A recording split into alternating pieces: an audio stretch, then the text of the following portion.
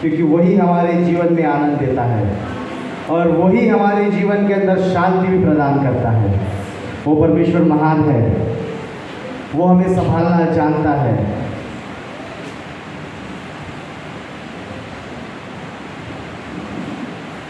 कितने लोग आज के दिन के लिए उस परमेश्वर को धन्यवाद दिए जब सुबह उठे हैं?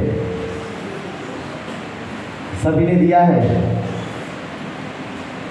और उसे दे क्या सकते हैं, सब तो उसका दिया गया है हमारे पास और वो प्रसन्न भी उसी से होता है कि हम उसे धन्यवाद दें, क्योंकि वही मालिक है और उसके पास सब कुछ है। अभी भाई ये विनीत प्रार्थना कर रहे थे, प्रार्थना में मेरे को कड़वा बोलते हैं कि बोले कठिन शब्द बोलेंगे भाई। हाँ, तो आपसे पहले ही क्षमा मांगता हूँ, ऐसे हाथ जोड़ देता हूँ, यदि किसी को कुछ बुरा लगे माफ़ कर देना, परंतु जो बोलूँगा वचन से बोलूँगा, क्योंकि हमको चेला बनना है, चमचा नहीं बनना है। क्या करना है? किसका चेला बनना है?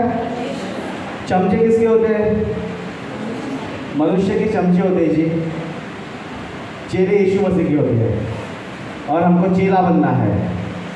इसलिए जब हम वचन को ग्रहण करते हैं, हो सकता है बहुत सारी बातें कठिन लगती है, बहुत सारी बातें वचनों के द्वारा जो हम में कमी होती है ना, वो कमियां बताती है,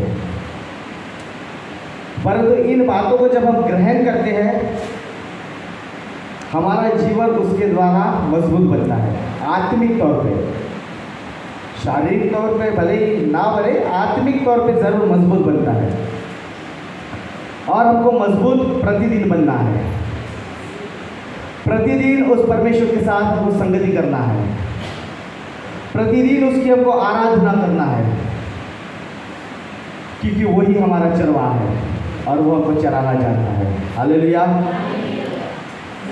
आज के मनन के लिए मैं आपको लेके चलता हूँ फिलिपियों की पत्री,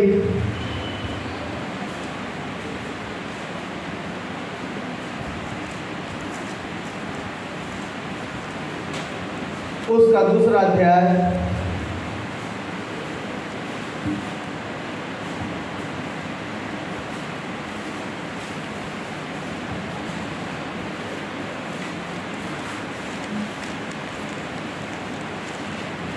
मिल गया सभी को। फिलिपियों की पत्री उसका दूसरा अध्याय।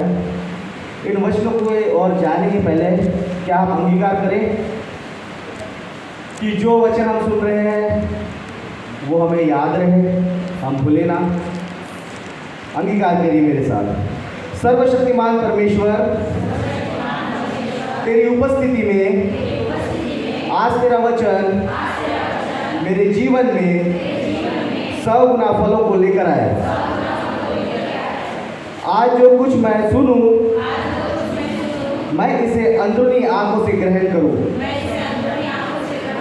वो देखता हुआ जो दुनिया नहीं देख सकती, ताकि मैं वो पा सकूं जो दुनिया नहीं पा सकती।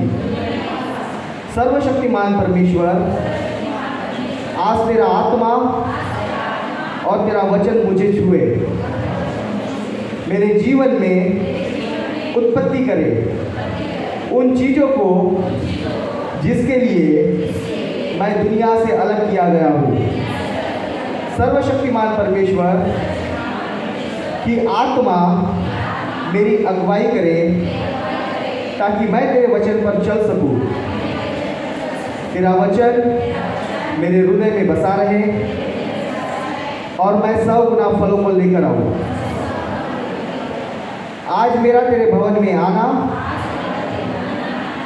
तेरी उपस्थिति में आना, मेरी बरकत का, मेरे छुटकारे का, मेरी चंगाई का कारण बने, यीशु मसीह के नाम से, आमीन। क्या हम परमेश्वर के लिए ताली बजा सकते हैं?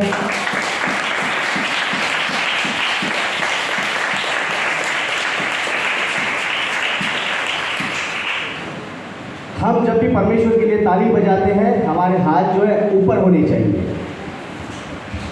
परमेश्वर स्वर्ग में है। हालेलुया। मनुष्य के लिए ऐसा करो परंतु परमेश्वर के लिए ऐसा, ये उसे भाता है क्योंकि उसकी जगह वही है। हालेलुया। आइए फिलिपियों की पत्री उसका 2 अध्याय,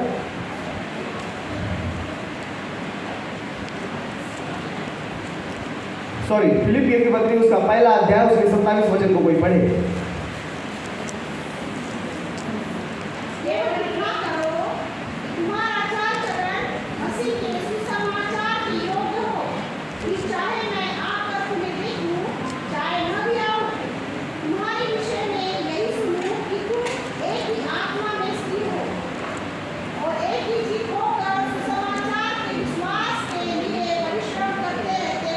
आमीन। ये प्रेरित पौलुस के द्वारा फिलिपियों की कलीसिया को लिखी गई पत्री है, पहली पत्री है ना, फिलिपियों की कलीसिया को लिखी हुई। और जब प्रेरित पौलुस जब जेल खाने में बंद है वहां से लिखी गई ये पत्री है। प्रेरित पौलुस जब देखता है उनके जीवन को, फिलिपी की कलीसिया के जीवन को, कि उनके पास जो शिक्षाएं जो आ रही थी वो शिक्षाएं बहुत गलत तरीके से प्रेजेंट हो रही थी, गलत तरीके की शिक्षाएं वहाँ पर दी जा रही थी। और प्रेरित पौलुस को ये सारी बातें जो है वो अच्छी नहीं लगी। उसे बड़ा दुख हुआ उन कलीसिया को देख के कि उनका जीवन जो है वो सही तरीके से रास्ते पर नहीं चल रहा है। इसलिए प्रेरित पौलुस लिखता है कि तुम्हारा जो चाल चलन है मसीह के सुसमाचार के योग्य हो, ताकि मैं आकर तुम्हें देखूं, चाहे न भी आऊं। तुम्हारे विषय यही सुनो कि तुम एक ही आत्मा में स्थिर हो और एक ही चित्त होकर सुसमाचार के लिए परिश्रम करते रहो। आपको सबसे पहला एक क्वेश्चन है, हमारा जो जीवन है वो कैसा होना चाहिए?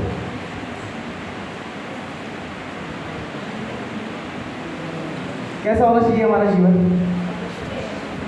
आप यहाँ किसके लिए आए हो? पास्टर तो नहीं है, फिर क्यों आए हो? पास्टर छुट्टी पर है। पास्टर को मिलने आए थे, परमेश्वर से मिलने आए हो। हम किसके जीवन चरित्र को देख के अपना जीवन जी सकते हैं? प्रभु यीशु मसीह के जीवन को देख के हम अपना जीवन जी सकते हैं। तो हमारा जीवन कैसा चाहिए? किसको भाने वाला? बाजू वाले को, पड़ोसी को, पास्टर को, हमारे बच्चों को, हमारे माँ बाप को, हमारी पत्नी को, हमारे पति को? नहीं, हमारा जो जीवन है उस परमेश्वर को भाने योग्य होना चाहिए। हालेलुया। प्रेरित पौलुस कहता है केवल इतना करो, बिल्कुल छोटा सा काम प्रेरित पौलुस हमको कहता है कि केवल इतना करो कि तुम्हारा जो चाल चलन है वो मसीह के सुसमाचार के योग्य हो। परमेश्वर ने हमको इस पृथ्वी के ऊपर क्यों रखा है? इस संसार से परमेश्वर ने हमको अलग क्यों किया है? बहुत सारे ज्ञानी लोग हैं, बहुत सारे विद्वान लोग हैं, बहुत सारे साइंटिस्ट लोग हैं, उनको छोड़ के हम जैसे मूर्खों को परमेश्वर ने चुना है। क्या है? हम जैसे शर्मा रहे हो जी मूर्ख बोलने के लिए। क्या क्वालिटी थी हम में? कुछ नहीं थी। आज जो कुछ है उसके द्वारा है, उसके दया के द्वारा है, उसके अनुग्रह के द्वारा है। हम अपने आप में कुछ नहीं है। रास्ते पे जो धूल पड़ी होती है ना, दिखाई नहीं पड़ती ना, उस तरीके के हम लोग हैं। ये तो उसका अनुग्रह है कि उसने हमको चुना है। ये उसका अनुग्रह है कि उसने हमारे जीवन के ऊपर अपनी दया को किया है और आज उसने हमको अच्छे हालातों में रखा है। अपने पुराने दिन याद करो, कहाँ से परमेश्वर ने आपको उठाया है, कहाँ से उठाया है। और प्रेरित पौलुस लिखता है फिलिपियों की कलीसिया को कि केवल इतना करो कि तुम्हारा जो चाल चलन है परमेश्वर के सुसमाचार के योग्य हो। आज जो सुसमाचार सुनाते वो काम केवल पास्टरों का नहीं है, इवेंजलिस्टों का नहीं है। यहाँ पर आप जितने लोग बैठे हो वो हर एक के लिए परमेश्वर ने वो सेवा दिया है, उसके सुसमाचार की। कौन सी सेवा दिया है? हम में से हर एक के लिए वो सेवा दी गई है कि हम उस प्रभु यीशु मसीह का सुसमाचार सुनाएं। अच्छा, ये जो बाइबल है पूरे बाइबल में एक ही संदेश है, मालूम, बाकी पूरी शिक्षाएं हैं। एक संदेश वो है कि यीशु मसीह हमारे लिए मारा गया, गाड़ा गया और तीसरे दिन जी उठा। ये एक ही संदेश है। बाकी ये पूरा बाइबल जो है हमारे लिए शिक्षा की एक ऐसी शिक्षा का एक ऐसा खजाना है कि हम इसे ग्रहण करके अपने आप को डेवलप करें। सुसमाचार आपको कोई सुनाया होगा, एक ही सुनाया होगा कि यीशु मसीह है, वो मारा गया, गाड़ा गया और तीसरे दिन जी उठा और आज भी वो जीवित है। ये एक ही संदेश है पूरे बाइबल में, पूरा बाइबल मिला के। परंतु ये पूरी बाइबल को यदि आप देखो तो ये हमारे लिए एक शिक्षा का एक साधन है। यीशु मसीह के जीवन चरित्र को ग्रहण करने का हमारे लिए एक साधन है। प्रेरित पौलुस कहता है कि केवल इतना करो कि तुम्हारा जो चाल चलन है वो मसीह के सुसमाचार के योग्य हो। हमारा जो जीवन है कैसा होना चाहिए? हमारा जो जीवन है वो परमेश्वर के योग्य होना चाहिए। हमारा जीवन किसको भाता है, किसको नहीं भाता है, मैटर नहीं करता। हमारा जो जीवन है वो उस परमेश्वर को भाना चाहिए।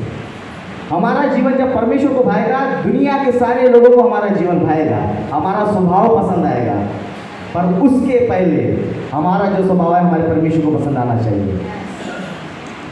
हम अपने लाइफ में क्या करते हैं, क्या नहीं करते, इन सारी बातों का लेखा जोखा हमारे परमेश्वर के पास है। हमें अपने चाल चलन की ओर ध्यान देना है।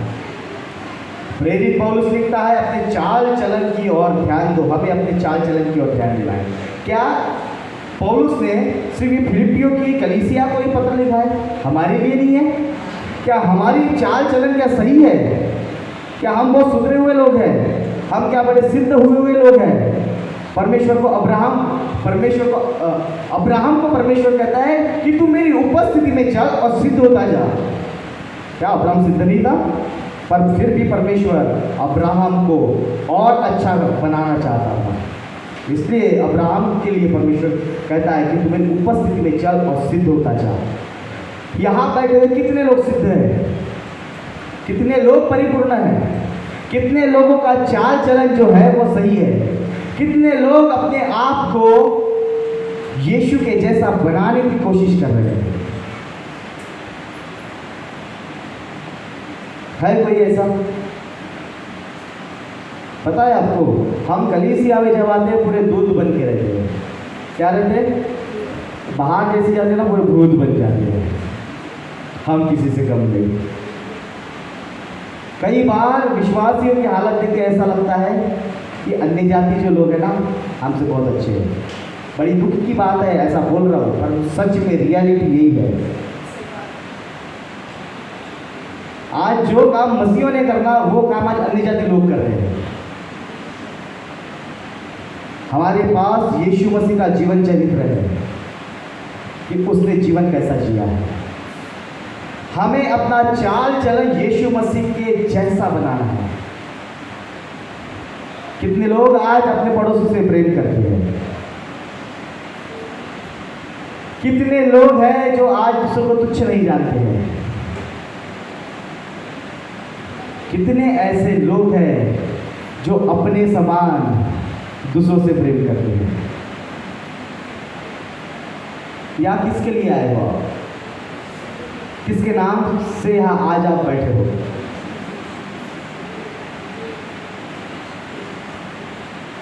पास्टर के लिए? ये हमारे जो पास्टर है, आदरणीय पास्टर वसंत के बहुत अच्छे शिक्षक है, इसलिए उनसे सिर्फ शिक्षा लेने के लिए आए हो। हमारे लाइफ में हम एक ही उद्देश्य होना चाहिए। वो उद्देश्य ये है कि हमें उस यीशु के जैसा बनना है और उसके पीछे हमको चलना है। केवल यही उद्देश्य होना चाहिए।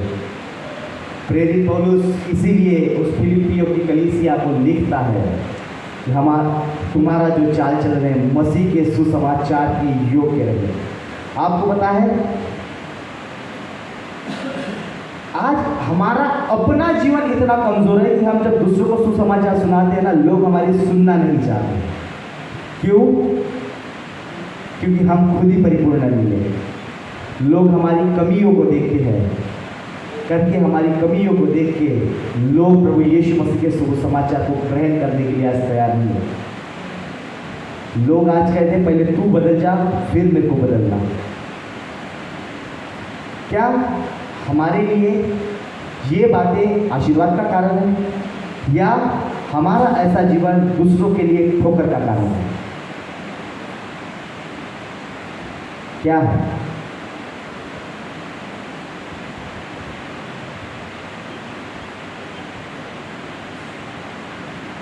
जब हम किसी को सुसमाचार सुनाते हैं तो पहले जिसको हम सुसमाचार सुनाते हैं वो व्यक्ति सर्वप्रथम हमारे जीवन की ओर देखता है, इसमें कितना बदलाव है, इसने अपने आप को कितना बदला है, इसका पहले का जीवन क्या था और आज का जीवन क्या है।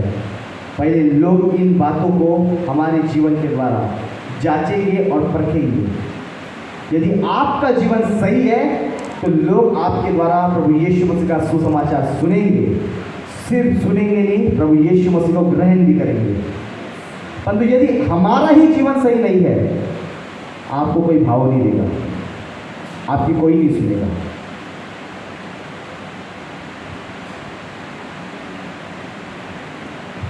पौलुस कहता है कि परमेश्वर के सुसमाचार के योग्य अपना चाल चलन बनाओ। बीते दिनों में मेरे पास एक ऐसे दो भाई की बातें आई जो मसीह में थे।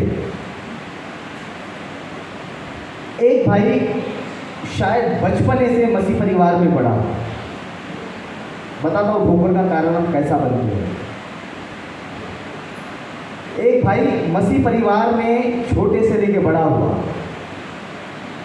बड़ा होने के बाद उसका बैप्टिज्म हो गया। बैप्टिज्म होने के बाद हमारा फ्रेंड सर्कल रहता है ना, हमारे दोस्त रहते हैं। एक दोस्त उसके साथ आता है चर्च में। वो भाई देखता है कि मसीह परिवार है, ये चर्च जाता है। तो उस भाई के दोस्त को लगता है मैं भी तेरे साथ चर्च चलूँगा। उस भाई की परिस्थिति बहुत खराब थी, हालात गरीबी के थे, परिवार बहुत बड़ा था, परिवार की जिम्मेदारी उठाना था। वो भाई ने सोचा ये परिवार जो है वो मसीह है, चर्च जाता है, मैं भी इनके साथ चर्च जाऊँगा। जो दोस्त को देख के वो चर्च आता था, वो खुद दोस्त का जीवन सही नहीं था। इधर चर्च आता था, चर्च से निकलने के बाद सीधा आपको पान ठेले पे मिलेगा, वहाँ सिगरेट जलाएगा, वहाँ से खर्रा खाएगा और वहाँ से जाएगा। मेरी बात ध्यान से सुनना जवानों कि हम किस प्रकार ठोकर का कारण बनते हैं। ऐसा करते करते वो भाई कम से कम मेरे ख्याल से 2-3 साल 4 साल वो आया, परंतु वो नए बंदे के जीवन में कुछ बदलाव नहीं मिला। बदलाव न होने के कारण उसने मसीह जीवन छोड़ दिया। मसीह जीवन छोड़ने के बाद वो एक बाबा बन गया। क्या बन गया? बाबा। आज जादूगरी के काम करता है। बीते दिनों में हमारे जो भैया है, ये सहारे भैया, ये एडमिट जब थे ना, तब उस भाई से मेरी मुलाकात हॉस्पिटल में हुई। बोला भाई तेरा हाल क्या है? बोले मैं बाबा बन गया हूँ। खूब बड़ी बड़ी दाढ़ी बढ़ा लिया, वो चोटी बांध के है, वो भाई बाबा बन गया आज। अगर हमारा जीवन परमेश्वर के सुसमाचार के योग्य नहीं है, हम बहुत सारे लोगों के लिए ठोकर का कारण बनने वाले हैं। क्या परमेश्वर इन बातों का लेखा जोखा नहीं लेगा? जब आप किसी को सुसमाचार सुनाते हो, अगर आपका खुद का चाल चलन सही नहीं है और आपके जीवन को देख के कोई ठोकर खा रहा है, क्या परमेश्वर आपसे इन बातों का लेखा जोखा नहीं लेगा? और जिस भाई को देख के, मजेदार बात है, जिस भाई को देख के वो विश्वास में जाता था, वो आज मसीह परिवार का बच्चा 3rd स्टेज कैंसर के हालात में पड़ा है।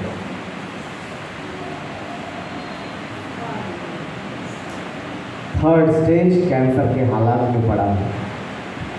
उसने किसी के जीवन को बचाने की जगह उसने बर्बाद किया, उसका खुद का जीवन बर्बाद हो गया। इसलिए प्रेरित पौलुस कहता है कि अपने चाल चलन को मसीह के सुसमाचार के योग्य बनाओ। आपका जीवन किसी के योग्य बने ना बने चलेगा, लोग आपको बुरा कहने दो, मैटर नहीं करता। आपका परमेश्वर ने आपको सही कहना चाहिए, उसकी दृष्टि में आप सही होना चाहिए। जब आप किसी को सुसमाचार सुनाते, लोगों ने आपकी सुनना चाहिए।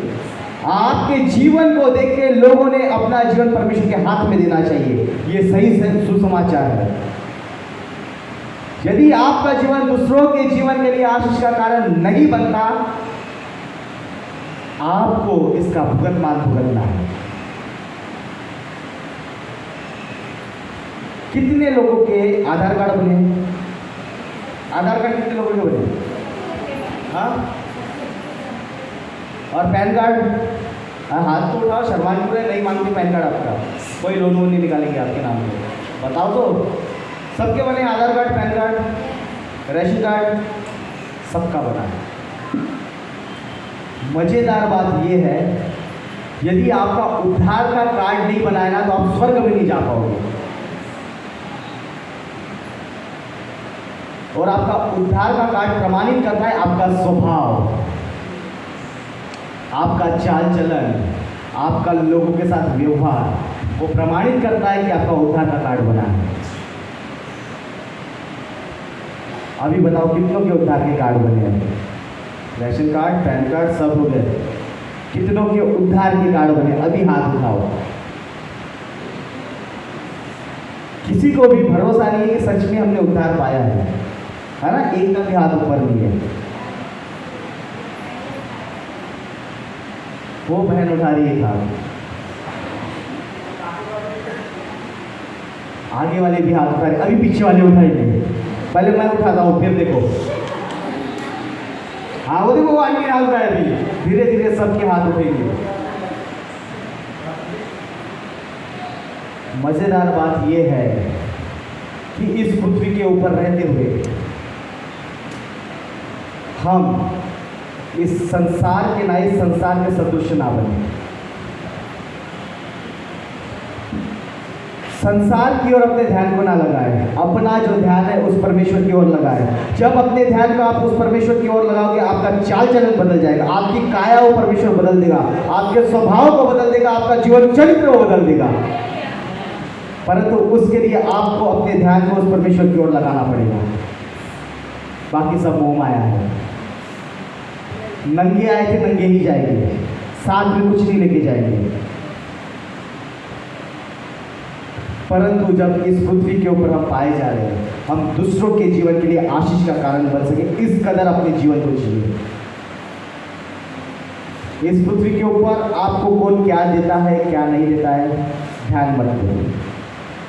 कौन आपको इज्जत देता है, कौन आपको पूछता है, कौन आपकी बड़ाई करता है, इन बातों की ओर ध्यान केवल परमेश्वर की ओर दो, क्योंकि वो सदैव हमको निहारता है, वो सदैव हमको देखते रहता है कि हमारा चाल चलन कैसा है। यदि हम अपने आप को धर्मी कहते हैं, तो धर्मी होने के पीछे हमारा जो स्वभाव है वो हमारे परमेश्वर के जैसा होना चाहिए।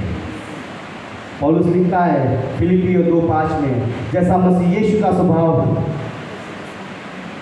है वैसा ही तुम्हारा भी स्वभाव हो। आज हम स्वभाव अपने परिवार वालों के जैसा करते हैं। जैसा मम्मी का स्वभाव है वैसा बच्चों का होगा, जैसा पापा का स्वभाव है वैसा ही बच्चों का होगा, है ना? और जैसा भाई का स्वभाव है वैसा छोटे भाई का होगा, जैसा बड़े बहन का स्वभाव वैसे छोटी का होगा। हमारे लिए आदर्श कौन है? हमारे लिए आदर्श के रूप में हमारा यीशु मसीह है। जब उसके नाम से आप यहाँ बैठे हो, जब आप उससे कुछ हासिल करना चाहते हो, अपने मन को उस परमेश्वर की ओर लगाना चालू करो। मैं जानता हूँ हम में से हर एक के जीवन में बहुत सारी कमजोरियाँ हैं। मेरे भी जीवन में कमजोरी है, मैं आप ही लोगों को नहीं बोल रहा हूँ। यहाँ बैठा हुआ हर एक व्यक्ति, छोटे से लेकर बड़े तक, हर एक व्यक्ति के जीवन में बहुत सारी कमजोरियाँ हैं। परंतु जब हम अपनी कमजोरियों को लेके अपने परमेश्वर के पास जाते हैं, वो परमेश्वर हमारी कमजोरियों को दूर करता है। यदि हम अपने चाल चलन को सुधारना चाहते हैं, परमेश्वर के सामने अपनी कमजोरियों को रखें, वो हमारे चाल चलन को बदल देगा। हालेलुया। रोमियो 12 उसके 2 अध्याय दूसरे वचन में कहता है कि इस संसार के सदृश ना बनो, परंतु तुम्हारे मन के नए हो जाने से तुम्हारा चाल चलन भी बदलता जाए। यदि हमने यीशु मसीह को ग्रहण किया है, यदि हमने उद्धार पाया है, यदि हम उसके आज्ञा, उसके विधियों के अनुसार अपना जीवन जीते हैं, तो हमारा चाल चलन बदला जाएगा। हम जैसे पहले थे, हम आज वैसे नहीं रहेंगे। इस संसार की ओर यदि हम ध्यान लगाएंगे अपना, तो हम संसार में मिल जाएंगे। पर यदि हम अपना ध्यान अपने परमेश्वर की ओर लगाएंगे, हम उसके जैसा बनना शुरू हो जाएंगे। इसलिए हमें संसार के सदृश ना बनना है, परंतु हमें परमेश्वर के जैसा बनना है, ताकि हमारा चाल चलन बदलता जाए, हमारा स्वभाव बदलता जाए, हमारा जीवन बदलता जाए, है ना। हम दूसरों के लिए आशीष का कारण बनने वाले लोग बनने पाए। परमेश्वर ने हमें बहुत कुछ दिया है। कोई ऐसा है जिसके जीवन में परमेश्वर ने आज तक कुछ काम ही नहीं किया? कोई है ऐसा जिसके जीवन के ऊपर कोई उपकार नहीं किया परमेश्वर ने? ऐसा कोई है? ये उसका आज उपकार ही है हमारे जीवन के ऊपर कि हम आज जीवित पाए जाके उसके भवन में पाए जा रहे हैं। हालेलुया।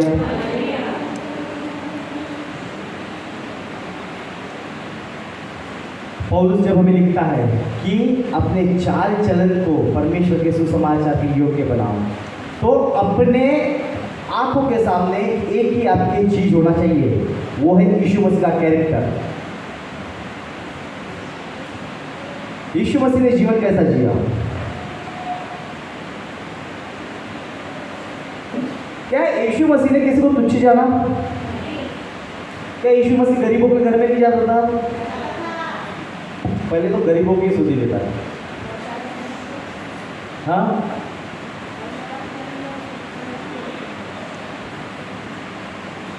क्या यीशु मसीह ने किसी कोढ़ी को चंगा नहीं किया, उसको छुआ नहीं?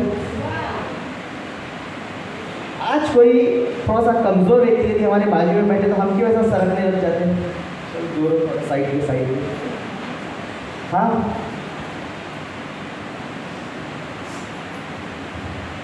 आप तो यीशु मसीह के चेले बनने के लिए आए हो ना। गुरु ने क्या किया? चेलों के पाँव धोया। गुरु होके भी अपने आप को दीन और नम्र बना दिया। हम तो अपने आप में कुछ भी नहीं है, फिर भी घमंड लिए हुए घूम रहे हैं, घमंड में अपना जीवन जी रहे हैं। आज कई लोग ऐसे हैं, देखते हैं, एक ऐसा किसी को बोलना नहीं चाहिए। बीते दिनों में एक प्रभु के दास का ऐसा टेस्टिमनी आया कि उन्होंने कहा कि मैं अभी गरीबों के घर में नहीं जाता।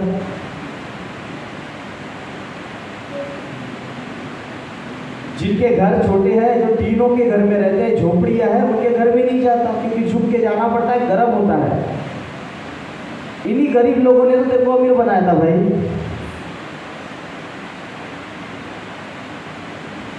कमाई करने जाते थे और परमेश्वर की आज्ञा के अनुसार अपने बीज बोते थे, तब जाके तू ऊंचाई पर गया है। और आज तू ही कहता है कि मैं गरीबों के घर में जाता। ये सेवक है? सेवक की क्वालिटी है? मैं तीखा इसलिए बोलता हूँ क्योंकि मुझे पसंद है। हम इसलिए ऐसी बातें करते हैं, हम चाहते हैं कि हमारे जो लोग हैं वो इस तरीके के ना बने। बीते समय में जब दिसंबर महीना था, हम लोगों ने एक प्रोग्राम किया था कि कपड़े बांटेंगे गरीबों को, है ना। हम रात के समय कपड़े बांटने गए थे गरीबों के साथ, है ना। जो रास्ते में जो पड़े रहते ना, कई सालों से नहाए नहीं रहते, जो बड़े गंदे रहते हैं, उनके शरीरों पे हमने कपड़ा उड़ा के आए हैं। एक लेडीज की गाली बक रही थी, ये बाली नहीं गई थी, उसको साड़ी या शॉल उसको लपेट के आई।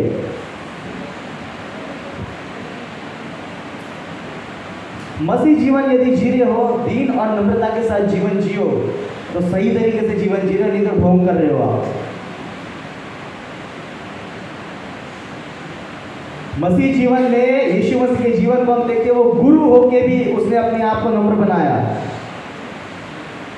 हमें अपने आप को नम्र बनाना है। उसने गरीबों की सुधि लिया, हमें गरीबों की सुधि लेना है। उसने अनाथों और विधवाओं की सुधि लिया। आपने यदि परमेश्वर ने काबिलियत दिया, आप सुधि लेने वाले बन जाओ, परमेश्वर इसका प्रतिफल आपको देगा।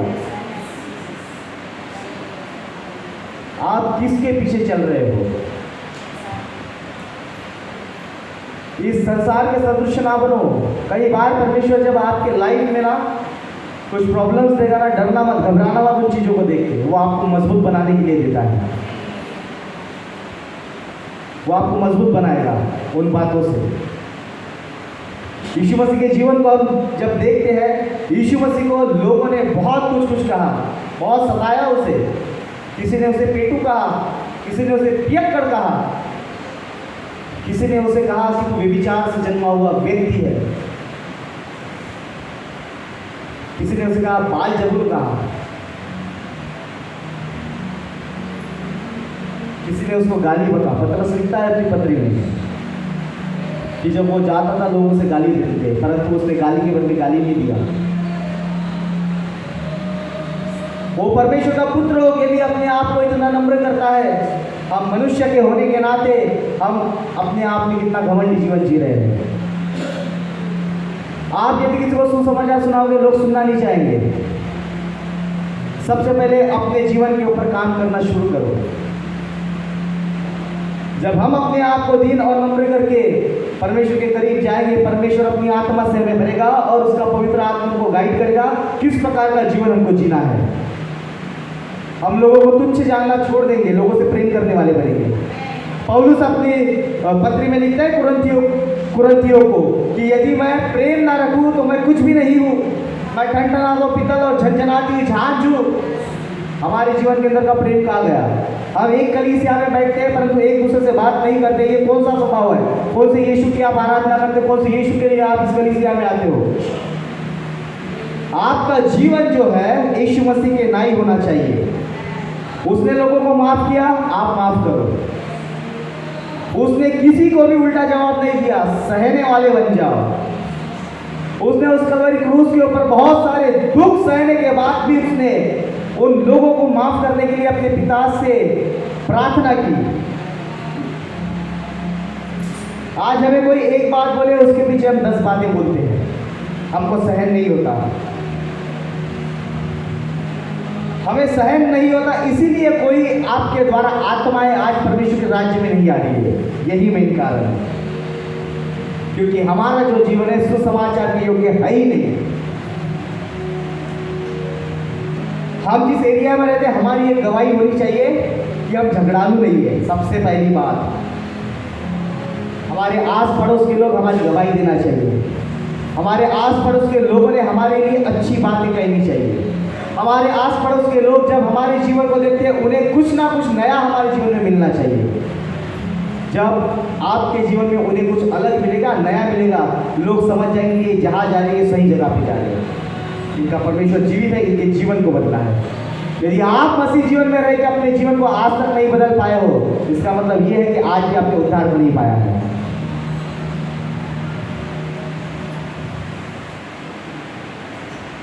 मसीह जीवन में रहते हुए हमको प्रतिदिन अपने जीवन के ऊपर काम करना है। हमें अपने चाल चलन के ऊपर ध्यान देना है। हमें अपने जीवन को सुधारने में लगाना है। हमारा एक ही मकसद होना चाहिए कि हमें यीशु मसीह के जैसा बनना है और उसके पीछे हमको चलना है।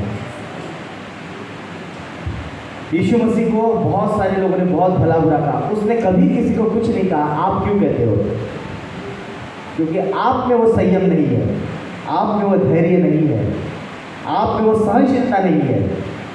और यही बातें हमें उस परमेश्वर से मांगनी है।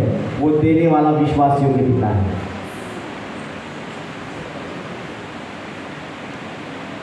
आप मांग के देखो, वो यदि आपको नहीं देगा तो बोलना। सोचो, जब न्याय का समय आएगा, जो गवाही में आपको बताया कि वो भाई को कैंसर हो गया, 3rd स्टेज पे है, और दूसरा भाई जो है वो बाबागिरी में लग गया, परमेश्वर न्याय के समय क्या करेगा? क्या आप चाहते हो आपके साथ भी ऐसा हो कि आप दूसरों के लिए ठोकर का कारण बनो? बड़ी दुख की बात है। मैं कई बार सोचता हूँ कि प्रभु ये कैसा हुआ। इसलिए अपने चाल चलन की ओर हमको ध्यान देना है। इसलिए पौलुस लिखता है कि अपने चाल चलन को परमेश्वर के सुसमाचार के योग्य बनाओ, ताकि मैं आऊँ या ना भी आऊँ, मैं इस बात को जानूँ कि तुम एक ही आत्मा में स्थिर हो। कौन सी आत्मा है वो? परमेश्वर का पवित्र आत्मा, कि हम उसमें स्थिर है। जब पवित्र आत्मा हमें मिलता है, हमारा जीवन बदलने लगता है। जब हम विश्वास करते हैं, विश्वास करने के द्वारा हम अंगीकार करते हैं कि प्रभु ही, यीशु ही मेरा प्रभु है, हम उसे स्वीकार करते हैं। स्वीकार करने के बाद हम प्रार्थना करते हैं, हम वचनों को पढ़ते हैं, और यही सारी बातें हमें अभिषेक देती है, और वही अभिषेक हमें जुओं से आज़ाद करता है, बंधनों से आज़ाद करता है। हमारे जीवन में पवित्र आत्मा का बहुत बड़ा रोल है। यदि आप चाहते हो कि आपके जीवन के द्वारा किसी का जीवन बचाया जाए, यदि कोई आत्मा नाश होने से बचाई जाए, सबसे पहले आज से आप अपने जीवन की ओर ध्यान दो, अपने जीवन की कमजोरियों को, कमियों की ओर ध्यान दो, और अपनी कमियों को लेकर किसी मनुष्य के पास मत जाओ। अपनी कमियों को लेकर अपने परमेश्वर के पास जाओ, वो आपकी कमियों को दूर करेगा। वो आपको अपने अभिषेक से, वो आपको अपनी पवित्र आत्मा से भरेगा, और आपका जो पहले का जीवन था वो बदल देगा। आज हम बोलते हैं कि आज हम मसीह में नई सृष्टि है, पुरानी बातें बीत गई, देखो सब कुछ सच में हुआ है नया? लगता तो नहीं है।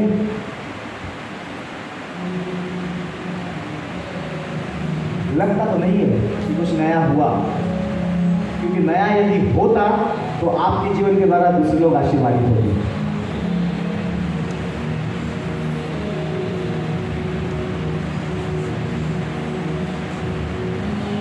कितना समय हम अपना ऐसा ही बर्बाद करेंगे?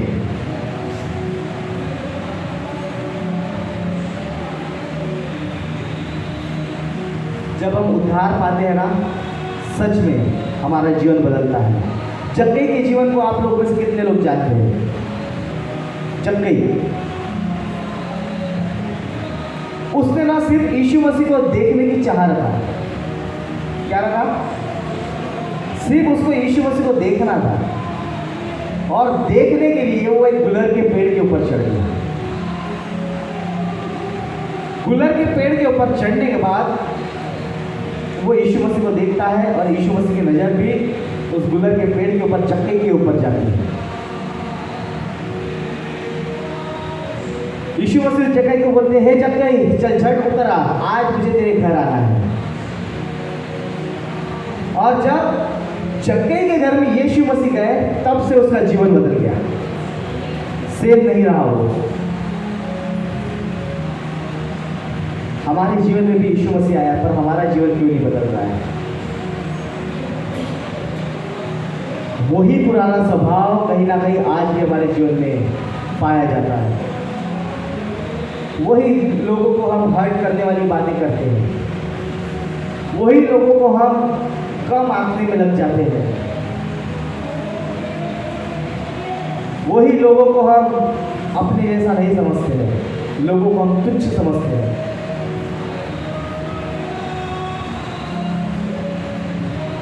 क्या ऐसा हमारा जीवन दूसरों के लिए आशीष का कारण बनेगा?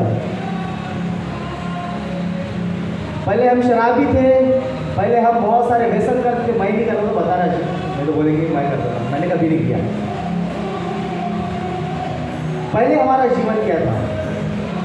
बहुत सारे लोग नाना प्रकार की बातों में, बुरी आदतों में पड़े हुए थे, परंतु जब यीशु मसीह के पास आए आपका जीवन बदला। जीवन बदला जरूर है, परंतु पूरा नहीं बदला है, आज भी थोड़ा ही बदला है। क्यों? क्योंकि आज भी आप यीशु मसीह के साथ चल नहीं रहे, इसलिए आज भी आपका पूरी तरीके से जीवन बदला नहीं है। हृदय की गहराई से जब परमेश्वर को आप पुकारोगे और अपनी कमियों को उसके सामने रखोगे, वो सच बता रहा आपके जीवन को बदल देगा। जिन बातों की आप अपेक्षा नहीं करते ना, उससे बढ़कर वो परमेश्वर आपके लिए करके दिखाएगा। परमेश्वर कहता है यदि तू मेरे साथ एक कदम चल तो मैं तेरे साथ 10 कदम चलूंगा। अपना एक कदम तो आप डालिए अपनी कमियों के साथ, वो आपको अपने आत्मा से परिपूर्ण कर देगा। जैसा हम पहले जीते थे, आज हम वैसा जीने वाले लोग ना बने। पहले हम बहुत सारी बातों में फंसे थे, आज उन बातों से परमेश्वर ने हमको निकाला है। क्यों? क्योंकि उसने दया हमारे जीवन के ऊपर किया, अपना अनुग्रह हमारे जीवन के ऊपर किया है। हम जैसे मूर्ख को और तुच्छों को उसने चुना है, जो कि हम में कुछ खूबी नहीं है, जो कि हमें कुछ भी अच्छी बात नहीं है, फिर भी उसने हमको चुना। तो आज हम लोगों को ऐसा कम कंपेयर ना करें। आप जितना प्रेम बांटोगे, आपको रिफंड में उससे ज़्यादा परमेश्वर की ओर से मिलेगा।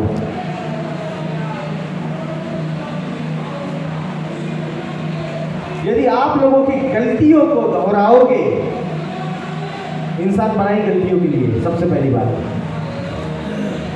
परमेश्वर ने आदम को बनाया था, उसने भी गलती किया।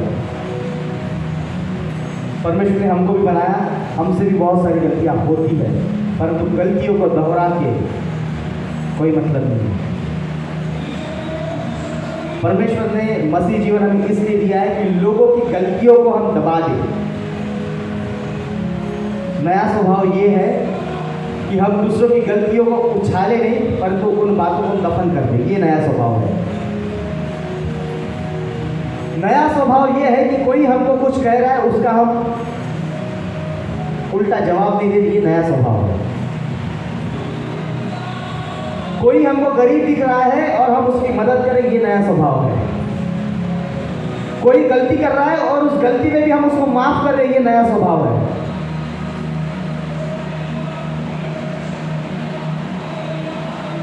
हम किसी को तुच्छ नहीं जानते, ये हमारा नया स्वभाव है।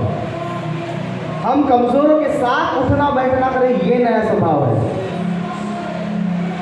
ये हमारे प्रभु यीशु मसीह के सुसमाचार के योग्य है, ये हमारा चाल चलन है।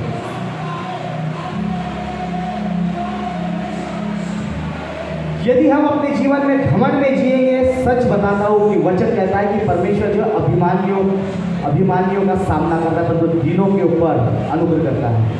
परमेश्वर आपका सामना करेगा, और जब परमेश्वर आपका सामना करेगा, उसके क्रोध से कोई नहीं बच सकता। वो क्या करेगा, ये जरा सोचो और समझो। ये प्रेरित पौलुस पागल तो नहीं है जो जेल के अंदर बैठ के ये पत्रियां लिख रहा है?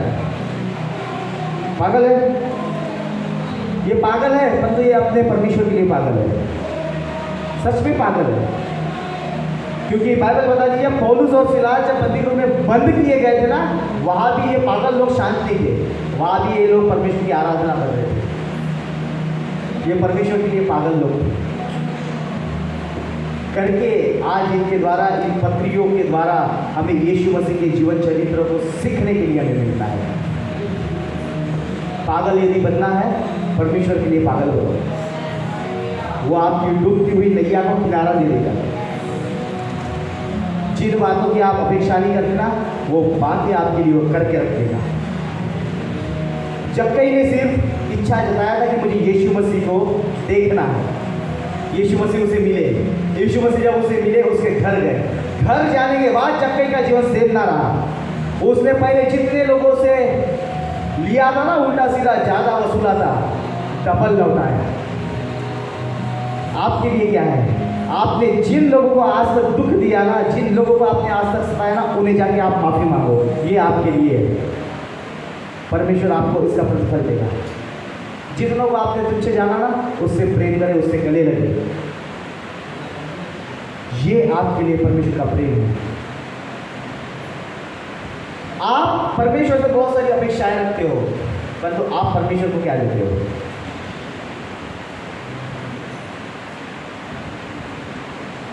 बाइबल बताती है जैसा बोगे वैसा काटोगे। प्रेम दोगे प्रेम मिलेगा, नफरत दोगे नफरत मिलेगी। तो हमारे पास क्या है? परमेश्वर के वचन के विरुद्ध कोई हमें पत्थर मारे, कोई हमको ईंट मारे, हम उसको बड़ा पत्थर मारेंगे। ये हमारा स्वभाव है। परमेश्वर हमको मौका देता है अपने वचनों के द्वारा। परमेश्वर के दासों ने जो ये पत्रियाँ लिखी है, उसके द्वारा उसके जीवन चरित्र को हम समझें।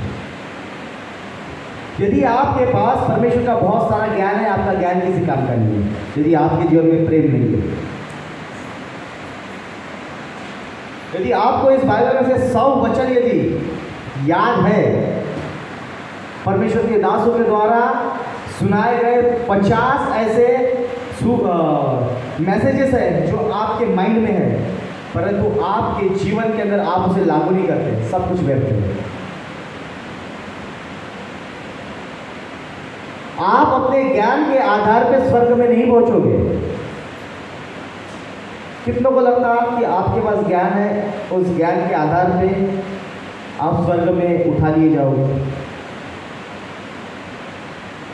है कोई ऐसा? आप में से कोई भी, आप में से क्या, मैं अपनी बात कर रहा हूँ, हम में से कोई भी वचनों के ज्ञान के आधार पर स्वर्ग में नहीं पहुंचाया जाएगा।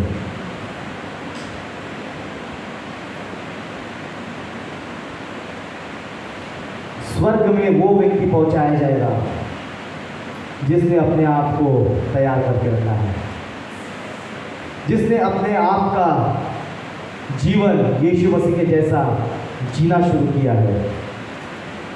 वो व्यक्ति स्वर्ग में उठा लिया जाएगा। कलीसिया जो है उस परमेश्वर की दुल्हन है।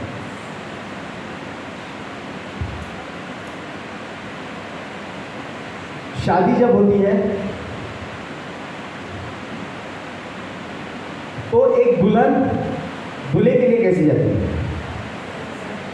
हाँ, कैसा ऐसा नींद से उड़ जाती है, ऐसा करती है, ब्रश पकड़ती है, दांत घसते हुए हाँ मंडप में जाती है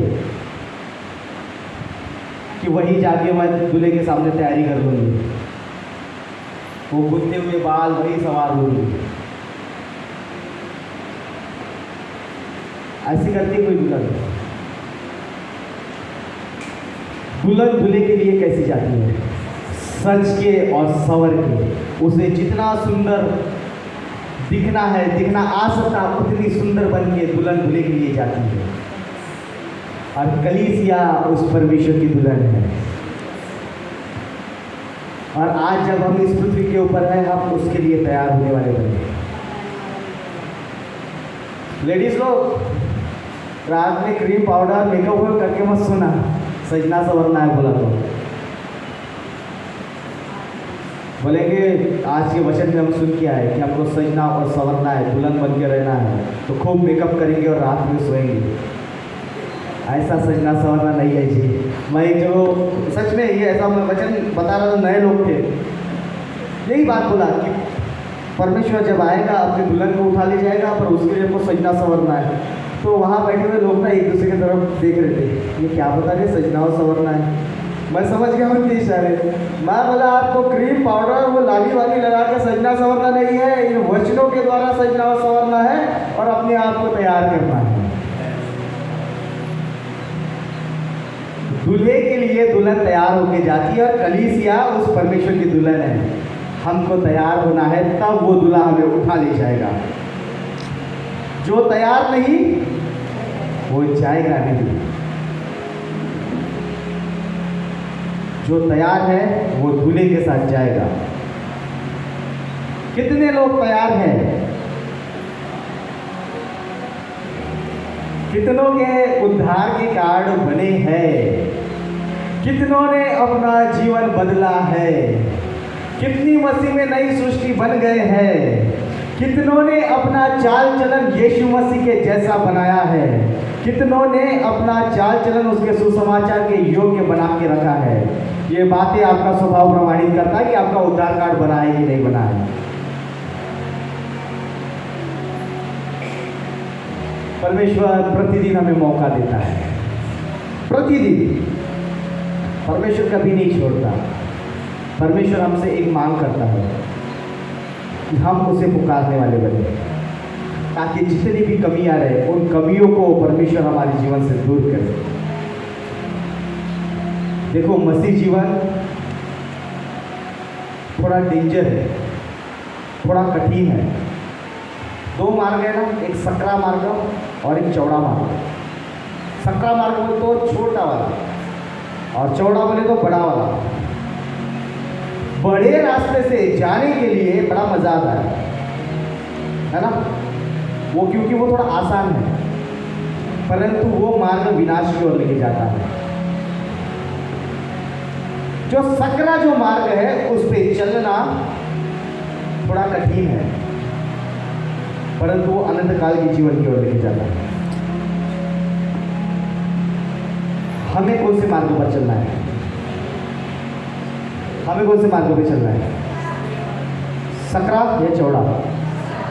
सकरे मार्ग में चलने के लिए मैं आप लोगों को बताऊं कि आपको यीशु मसीह के जैसा बनना है।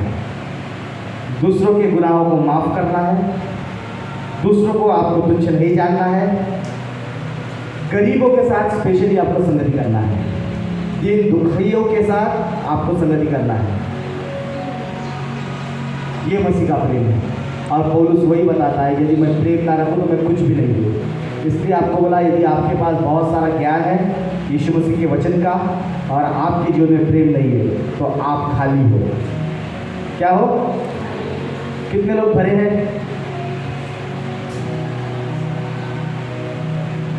पौलुस जैसा इंसान कहता है, यदि मुझ में प्रेम नहीं तो मैं खाली हूँ। हम क्या पौलुस से बढ़कर है? तो हम भी तो खाली होंगे ना। अगर प्रेम नहीं है तो हमारे जीवन के लिए सबसे अच्छी बात यह है कि 2000 साल पहले उस कलवरी क्रूस के ऊपर हमारे लिए परमेश्वर ने अपना एकलौता पुत्र बलिदान कर दिया हमारे प्रेम के खातिर। वही प्रेम हमें दूसरों से बांटना है और प्रतिदिन हमें अपने परमेश्वर के लिए तैयार होना है, ताकि दूल्हा जब आए दुल्हन को अपने साथ उठा लिए जाए। अपने पुराने स्वभाव से भागो, अपने पुराने स्वभाव को दूर करो, मसीह का स्वभाव धारण करो। परमेश्वर सच में आपको बहुत ऐसे आशीर्वादित करेगा। कुछ बातें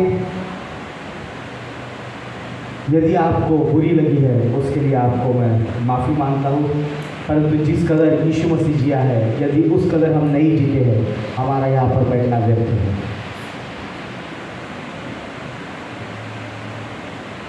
प्रतिदिन वो परमेश्वर आज भी हमारा बोझ उठाता है, प्रतिदिन हमारे जीवन के अंदर वो शांति प्रदान करता है। ये उसका प्रेम है।